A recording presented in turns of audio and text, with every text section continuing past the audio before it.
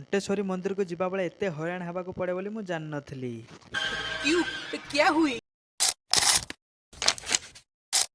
तो hello guys, welcome to my mini blog. सकाळु सकाळु रेडी हेकि मु बाहरी पइली घंटेश्वरी मंदिर जीवा पई।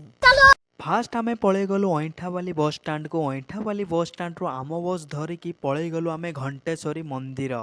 सेठी जेमती कि ओल्हेजी मते एते जोर भोक होला जे फास्ट तो मु टिके इडली 2 प्लेट खाइदेली।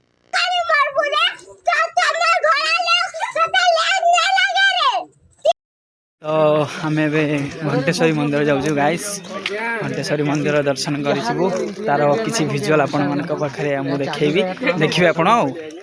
घंटेश्वरी मंदिर को गला बेले एते छोट पोल गोटे पड़ो जे जदि सेपटू आउ जड़े आसुव एपटू तुम जाऊव जदि गोटे मोटा लोकटे पड़गला ताहले सांघातिक हो अवस्था। आमे गला बेले सेमती तो किसी घटिला नहीं, तथापि आमे मंदिर पाखे पहुँची गलु। मंदिर पाखे पहुँचिकी प्रथमे तो घंटेश्वरी माँ पाखे घंटटे बांधीदेली मु। घंट बांधिकी एवं माँ को दर्शन करिकी तलकू पळेई गलु। आमे महानदीर स्रोत बही जाइछि जो देखिबा पई। महानदी देखि साइला परे आमे पळेई आसिलु आमे कॉलेज को।